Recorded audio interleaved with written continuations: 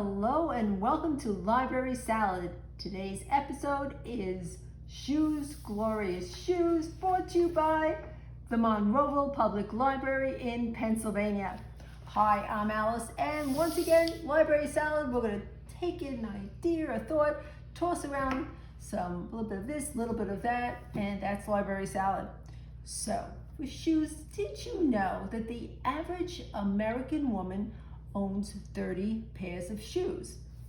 I did a count, I came up with 34. Now, I think a couple of things have to be taken into consideration. One being, what is the climate? If here where I am, we've got 4 seasons. That certainly means the necessity for more shoes. That's the way that I see it. And may I say that the 34 number does include a couple pair of slippers, a pair of snow boots, and shoes to go out and do the gardening with. That's my story. Now, they also say that the average American woman spends $300 a year on shoes and regrets one of those purchases. Here's a joke for you. First man says to the second man that he only does a polishes his shoes on the front of his shoes, not on the back of his shoes. Second man says, why do you only do that? And he says, when I enter the room, I care what people think of me. When I leave the room, I don't care. It is true that subconsciously, people notice a person's shoes when they actually walk into a room. And that there's actually a couple of different things that people take as an assumption, such as if a person wears brightly colored shoes, that they are an extrovert. Studies have shown that both introverts and extroverts wear shoes that are brightly colored. And there's also the thought of that if people take very good care, meticulous care of the shoes, that's also an extroverted move, and that is also not the case. So those are our facts for today. Let's go into the history of this. Shoes are, most people think, dated back to about 40,000 years. In the beginning, the shoes were made primarily of leather and sewn sort of like a moccasin, just the way that you see here. I think it looks like a potato. Now let's compare that to an actual potato. This potato happens to be a very special potato. The picture of it, of this exact potato, was sold for $1 million. Now the question is, what are your potatoes doing for you? But I digress. What else have we got up here? Oh, let's go to the 15th to 17th century. These shoes, called the Chopin shoes, are the fact that they have that very tall platform was made so that women, when they were walking through streets, even out in fields, that the hem of the skirt would not get dirty. It wouldn't get into the mud. Fast forward to today. This week, when I was in the thrift store, just looking for some stuff for Library Salad and occasional thing for myself, this pair of shoes is what I saw.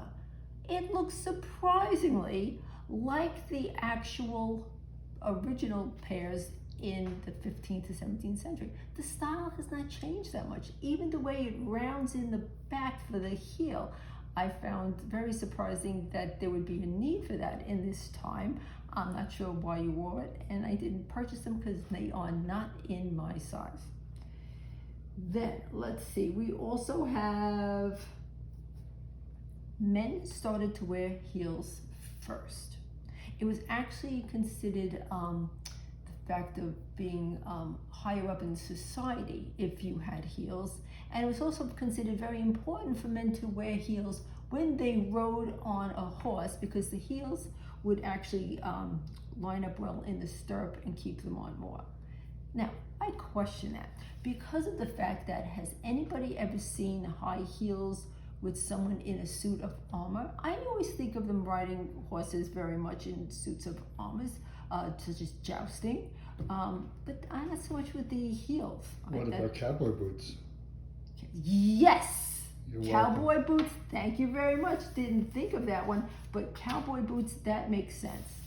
And the care of shoes. Back in the day, we're talking back in the day when I was younger, it was very common, in the cities and I guess even other locations, that in your town there was always a shoemaker. That's what people, if the heels wore out, you got them replaced, you got them fixed. That really happens now, and it'd be hard pressed to find one. It took me 2 years, no, it was more than that, many years in the same town here to see that there was one. Have I been to it? No, I haven't, but it's good to know that it is actually there. Taking care of the shoes means if you wear a lot of suede, to get a suede brush, get the dirt off on that, and to actually give it a shoe shine. Shoe shines, again in the past, very popular, even at large train stations, to have a person who was shining shoes. That was considered the norm. But now, not so much. I do remember my father doing a spit shine on the shoes. He happened to have been a Marine. But I can tell you that the spit shine is actually one of the best shines on shoes. Try it out, you let me know how that actually goes. Another care for shoes, and this goes way back also, is for patent leather. Patent leather, the fashion is come and gone. It's actually back. But years ago, they said that the easiest way and the best way to clean it is just with some Vaseline. And it does. It really brightens up. You take it on a Kleenex, rub it, wipe it off. So that is another helpful hit there. In storage, I know it's easy to just throw them into a closet trying to find them at the time. But you may want to actually get one of those shelves or even fit them into the shoe boxes that they do come with, because that's really going to keep them easier to store. And what the important thing is you don't want them to sort of rub and scratch each other. Here's an easy, now this is just for certain kinds, but these containers, which again, dollar store, and for things like at this time of year, you're probably putting away your flip-flops, things like that. Easy storage for a lot of different flip-flops, and this way they can just be put to the side at reach until summer comes back. And even things like slippers, those go nicely in there. These times, a lot of people are starting to do crafts that they've never really done before. A lot of people are baking, they're doing things like with fall here, a lot of people are doing things with pumpkins. But on the topic of shoes, if you want to get crafty, right from the Monroeville Public Library book, Crafting Handmade Shoes by Sharon Raymond. And this is for great looking shoes, sandals, slippers, and boots. So if you want to check that out, you know where to get it. But I hope you enjoy that and enjoy those shoes.